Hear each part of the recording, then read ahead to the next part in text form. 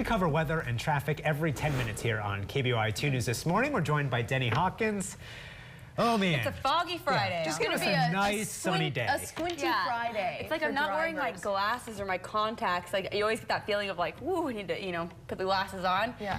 I don't think it's going to help too much today.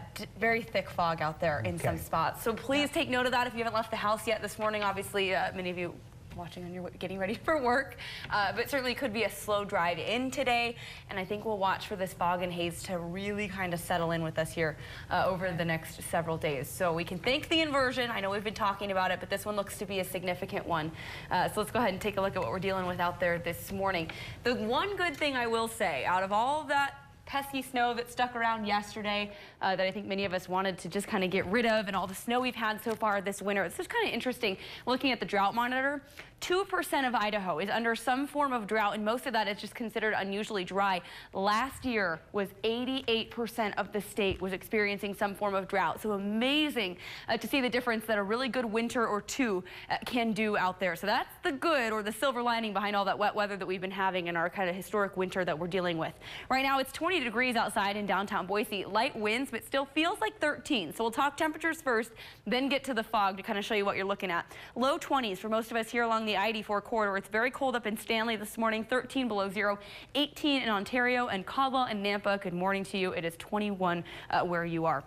Dense fog advisory in effect until 11 o'clock this morning. This entire corridor right there along I-84. So whichever way you're headed today, do expect you're going to run into some pockets of very thick fog. Visibility down to a quarter of a mile or less in a lot of places. We've improved a little bit in Boise over the last 15 minutes or so, but really Mountain Home, Caldwell, Ontario going to see some of the thickest fog, and also down to about a half-mile visibility at the Nampa airport. And you can really see just this thick blanket kind of overtaking southern Idaho and southeast Oregon. That is what we're going to be noticing here over the next few days, I suspect, is this more widespread blanket of dense fog in the mornings because of that inversion.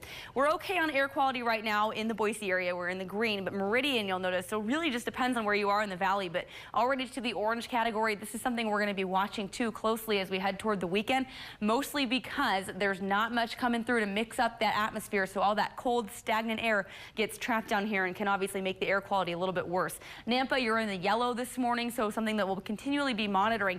Also, what's interesting is you can actually pick up this blanket of fog on the satellite radar.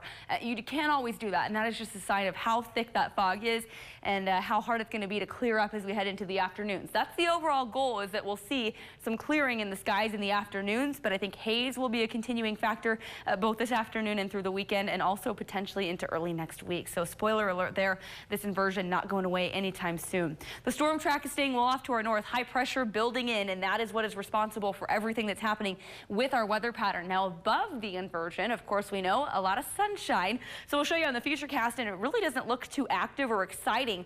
We are going to be watching for that fog to form there really across southwest Idaho, and also over into parts of eastern Idaho along the interstate corridor there too. They will be dealing with the same kind of thing. So those lower valleys, that cold air is going to get trapped, and it's going to stay that way. Here's Monday all the way into the early morning. We're going to continue to see the signs and symptoms of this inversion.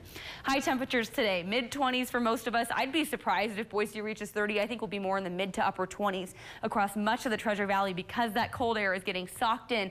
It's not going to allow our temperatures to warm up too much unless we see those skies really clear out this afternoon. So obviously hoping for better visibility as we get going. High temperatures in the mountains, though, notice not much change. I think they'll be pretty close to us. 23 up in McCall today for the first day of the winter carnival.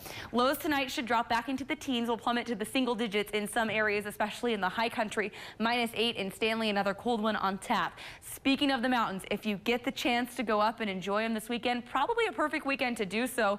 Blue skies up above there, but I do think some of those mountain valleys, even up toward McCall, those higher elevations, could still see some of the effects of that inversion. A little bit of fog and haze in the morning, just areas of it, and it won't be quite as dense, but it will make a difference up there just a tad. 23 for the high today. We'll stay in the mid-20s, but overnight lows single digits, so ice cold in the mornings. Be sure to bundle up out there if you are headed to the winter carnival. Extended forecast, well, we can keep this one pretty simple.